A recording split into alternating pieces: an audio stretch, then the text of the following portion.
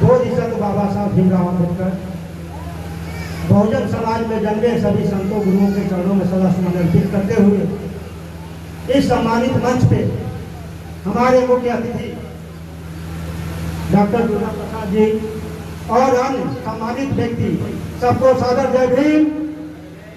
और इस सभा में उपस्थित हमारी ढेर संख्या में माताएं और बहनें नौजवान साथी सबको क्रांतिकारी जय भीम। जय भीम। साथियों, पहले तो हम अम्बेडकरवादी बहुजन स्वाभिमान समिति के तत्वाधान में जो यह कार्यक्रम रखा गया है, इस समिति को बहुत बहुत साधुवाद ज्ञापित करते हैं कि इस निराशाजनक स्थिति में ये जो हमारे बहुजन महानायकों के मिशन को लेकर चल रहे हैं, इसके लिए इनको बहुत बहुत साधुवाद और बहुत बहुत इनके लिए मंगल कामना। साथियों, आज के दिन इसलिए भी महत्वपूर्ण हो जाता है कि साउथ में सामाजिक क्रांति के अग्रदूत पेरियार रामास्वामी जी का जन्मदिन है। इसके लिए भी बहुत बहुत बधाई और मंगल कामना।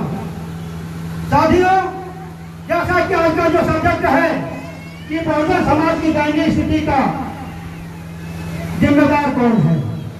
साथियों, हमारा ये मानना है कि बहुजन समाज जो आज इस स्थिति में पहुंचा है, इस स्थिति में पहुंचाने के लिए कहीं ना कहीं हमारा समाज ही है जो इस स्थिति के लिए जिम्मेदार है। साथियों, इस प्रांगण में तमाम महापुरुषों की जो तस्वीरें लगी हैं, उन्होंने अपने ताउम्र जीवन में अपने लिए कुछ भी काम न करके समाज के लिए जो समर्पित कार्य किए, जिसका परिणाम है कि आज इस मनोवाद के गढ़ में बहुजन समाज अपना ये कार्यक्रम कर रहा है। अगर ये महापुरुष नहीं रहे होते तो यह संभव नहीं हुआ रहता साथियों।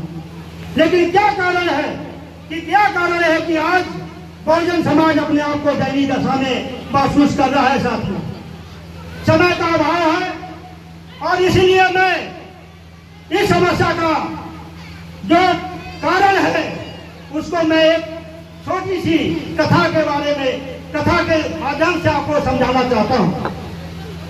साथियों, एक जंगल था। जंगल में बहुत दिनों तक वर्षा नहीं हुआ। नतीजा यह हुआ कि उस जंगल के सारे तालाब सूख गए, पशु पक्षी मरने लगे और अंत में विवश होकर उस जंगल के सारे जानवरों ने एक मीटिंग बुलाई और वहां आपस में बात किए कि अगर ऐसा ही चलता रहा तो यह दिन दूर नहीं कि हम लोग भी मर जाएंगे और इसका समाधान खोजा जाए। जानवरों के बुजुर्गों ने सलाह दी कि इस जंगल में एक पवित्र स्थल है, वहां चलते हैं और प्रार्थना करते हैं, शायद वहां से कोई समाधान निकल जाए। साथियों, सारे जंगल के जानवर वहां गए पवित्र स्थल पर और उन्होंने पूजा आराधना की। तभी नेपथ्य से एक आवाज आई कि तुम्हारी समस्या का समाधान हो सकता है, लेकिन इसके लिए तुम्हें कार्य करना पड़ेगा। इसी प्रांगण के पीछे सफेद गुलाब का फूल है और उसको तुम लोगों को अपने रक्त से उसको लाल करना होगा। जैसे ही एक कुर्बानी की बात सामने आई, सब जानवर एक दूसरे का मुंह देखने लगे। कौन खून देगा? समस्या ये होगी, कौन खून देगा कि बारिश हो। उसी में जैसे कि बहुजन समाज में भी तथाकथित बहुत होशियार लोग हैं, उसी में जानवर में भी तथाकथित थे। वो कह रहे यार ये बेकार की बातें छोड़ो, ऐसा कुछ होने वाला नहीं है, बारिश होने वाला नहीं है। ऐसा करते हैं कि हम छोड़ के चलते हैं दूसरे जंगल में, जहां पानी है वहीं जीवन बचेगा हमारा। तो उसी का एक तोता था, उसने कहा कि ऐसा करते हैं कि सब लोग एक एक बूंद खून दें, किसी की जान भी नहीं जाएगी और जंगल में बारिश भी हो जाएगा। तो लोग कहे कि ऐसा है कि ये बेवकूफ पागल हो गया है, इसकी बातों में मत आओ। ऐसा करते हैं, जंगल छोड़ के चलते हैं, अब जान बचानी हो तो दूसरी जगह ही जाना पड़ेगा। जैसे ही जानवर उस पवित्र स्थल से आगे बढ़ते हैं और कुछ दूर जाते हैं तो देखते हैं आसमान में बादल घिर आया। जैसे कुछ और आगे जाते हैं, देखते हैं कि बादल और घनघोर हो गए, और जैसे ही 1 किलोमीटर आगे जाते हैं तो देखते हैं बारिश शुरू हो गई, और बारिश इतनी जबरदस्त हुई जैसा कि आज हो रही थी बारिश। इतना घनघोर बारिश हुआ कि वो जंगल पानी से लबालब भर गया, सारे ताल तलैया पानी से लबालब भर गए। तब जानवरों ने कहा कि अब दूसरे जंगल में जाने की जरूरत नहीं है साथी, अब बारिश की व्यवस्था हो गई है, अब हम यहीं रहेंगे और चलते हैं, यहीं पर रहेंगे, किसी की कहीं जाने की जरूरत नहीं है। तभी उसमें एक साथी ने कहा कि अरे यार, वो जो तोता था बड़ा बड़बड़ बोल रहा था, वो दिखाई नहीं दे रहा, वो कहाँ है? वो साथी बोले बात तो सही कह रहे हैं, लेकिन वो तोता है कहाँ? तो वो लोग गए इसी पवित्र स्थल पे जहां पे उन्होंने सभा की थी, वहां जाकर देखते हैं कि वो तोता अपना गला काट के एक फूल को डाल कर दिया था साथियों। एक तोते की कुर्बानी ने उस जंगल को बचा दिया। इसी तरह बहुजन समाज में तमाम तोते आए, भगवान बुद्ध से लेके मानवर काशीराम तक तोते आए, और उन्होंने अपने जीवन को कुर्बान करके समाज को समानता, अधिकार और उसके शोषण के विरुद्ध तमाम प्रकार के आंदोलन चलाए। लेकिन हमारा बहुजन समाज आज इसलिए अपने को अलग थलग पा रहा है, शोषित पा रहा है कि क्योंकि बहुजन समाज एक एक बूंद खून देने के लिए तैयार नहीं है साथियों, एक एक बूंद खून देने के लिए तैयार नहीं है। और आज हमारे समाज की स्थिति इसलिए हुई है कि हमारे महापुरुषों ने जो रास्ते दिखाए, उन रास्तों से हम भटक गए। बाबा साहब ने कहा शिक्षित बनो, लेकिन शिक्षित बन के हमने किया क्या? शिक्षित बन के हमने किया है केवल अपने लिए किया। नौकरी पाए बाबा साहब के संविधान के तहत, आरक्षण मिला बाबा साहब के संविधान के तहत, लेकिन जब नौकरी पाते हैं तो हमारा यह मूल समाज है इतना बड़ा नारियल लेके जाता है और यही गोरखनाथ मंदिर में फोड़ता है और कहता है जय हो गोरखनाथ बाबा, आपके कृपा से हमको नौकरी मिल गई। इसी शिक्षा का परिणाम रहा कि हमारा समाज शिक्षित नहीं हुआ, साक्षर जरूर हो गया। जब भी अधिकार की बात होती है तो हमारा समाज अपने निहित स्वार्थ के प्रति इतना समर्पित हो जाता है कि वो समाज के अधिकारों को दांव पे लगाने के लिए पीछे नहीं हटता साथी। लेकिन हमारा मानना है कि हमारे महापुरुषों ने जो अलग जगाया, जो कुर्बानी दी है, उसका परिणाम है कि आज हमारा चाहे तो एक दिन में सारी चीजें बदल सकता है, लेकिन वो ऐसा क्यों नहीं कर पा रहा है?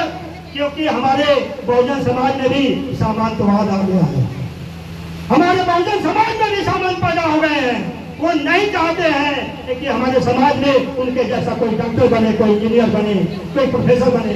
अगर ऐसा हुआ रहता तो हमारा मानना है कि जो डॉक्टर बने, जो इंजीनियर बने, जो IAS बने, जो PCS बने, वो अपनी नैतिक जिम्मेदारी समझते हुए अगर गांव की तरफ रुख किए जाते, अगर हफ्ते में एक दिन भी जाकर बताए जाते कि हमारे नौजवान साथियों अगर ये पढ़ोगे तो तुम IAS हो जाओगे, तुम ऐसे पढ़ोगे तो डॉक्टर हो जाओगे, तुम ऐसा पढ़ोगे तो प्रोफेसर हो जाओगे, लेकिन वो नहीं बताने जाते हैं क्योंकि उनको डर है कि अगर वो जाके बताए तो डॉक्टर बन जाएगा, उनका कैसे भला होगा, उनका सम्मान कौन करेगा।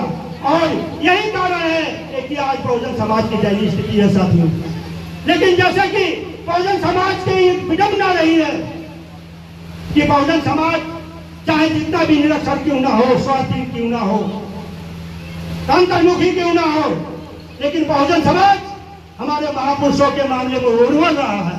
वो समय समय पे ऐसे महानायकों को जन्म देता रहा है कि समय समय पे आके उन्होंने उस बागडोर को थाम लिया, जिस बागडोर को बनाने में बाबा साहब भीमराव अम्बेडकर ने अपने 4 बच्चों की कुर्बानी दी थी साथियों। हमारे बाबा साहब भीमराव अम्बेडकर के 4 बच्चों की कुर्बानी है कि आज हमारे लड़के उस विद्यालय में जाते हैं और सम्मान के साथ पढ़ते हैं, जिस विद्यालय में पढ़ने के लिए बाबा साहब भीमराव अम्बेडकर को क्लास के बाहर बैठना पड़ा था साथियों। लेकिन हमारी अपनैतिक जिम्मेदारी कहाँ रह गई? हमने क्या किया? यह हमारे सोचने का विषय है। इसके लिए सारे लोग जिम्मेदार हैं, हमारे सारे कौम के लोग जिम्मेदार हैं कि बहुजन समाज की ऐसी दयनीय स्थिति है। 85% होते हुए भी हमारे ऊपर 15% वाले शोषण कैसे करते हैं? कभी आपने शोषा है? इसलिए करते हैं, वो इसलिए करते हैं क्योंकि उनका जो संगठन है वो समर्पित है, वो अपने समाज के प्रति समर्पित है।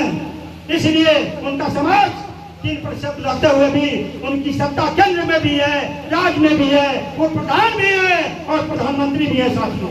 लेकिन हमारा बहुजन समाज क्या राष्ट्रीय स्तर पर कोई संगठन बना पाया है जो इनको काउंटर कर सके? हमारा आपसे यह पूछना है।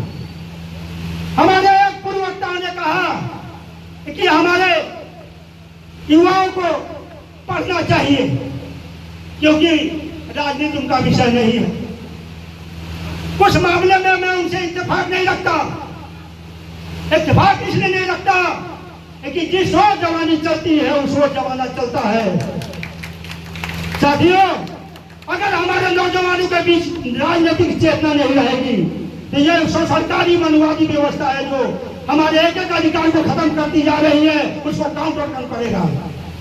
अगर हमारे युवाओं को आप कहते हैं कि आंदोलन न करें तो उसकी जिम्मेदारी कौन लेने वाला है, यह बताया जाए हमको। हमारे संविधान की रक्षा कौन करेगा, यह बताया जाए हमको। हमारे माताओं बहनों के ऊपर जो शोषण अत्याचार हो रहे हैं, उनका साथ बलात्कार हो रहे हैं, उनके लिए आवाज कौन उठाएगा, यह हमको बताया जाए आज हमको। इसलिए हमारा यह मानना है कि सामाजिक आंदोलन में सबकी भूमिका रहती है। हमारे जो प्रबुद्ध वर्ग हैं वो नीतियां बनाएं, हमारे जो राजनेता हैं वो नीतियों को लेकर समाज में जाएं। हमारे समाज के जो अगुआ हैं, जो मिशन चलाने वाले हैं, वो मिशन को चलाएं, तब कहीं जाके हमारे बहुजन समाज की जो दयनीय स्थिति है उसको हम ठीक कर पाएंगे। साथियों, समय का अभाव है, कहना तो बहुत कुछ है, क्योंकि पीड़ा इसलिए है कि मोदी का आर्थिक सलाहकार जब कहता है कि 2047 तक आते आते हम भारतीय संविधान को बदल देंगे, तो हमारे कलेजे पे गोली कैसे लगती है साथियों? क्योंकि उस संविधान की रक्षा के लिए बाबा साहब ने अपने 4 वर्षों की कुर्बानी दी है और वो हमारा समाज इतना नपुंसक हो गया है, इतना कायर हो गया है कि लोग आज भी घरों में दुबका हुआ बैठते हुए। लेकिन हम आप लोगों को यह कह के जाना चाहते हैं कि जब तक हमारे शरीर में खून का एक एक कतरा है, हमारे संगठन के लोग भारतीय संविधान की तरफ जो भी हाथ उठाएगा, हम इस संविधान को भूल जाएंगे। तब देखना तुम्हारा क्या हाल होगा। बस इन्हीं शब्दों के साथ सबको जय भीम, जय मंडल, जय जोहार, जय भारत, जय संविधान। बहुत बहुत धन्यवाद।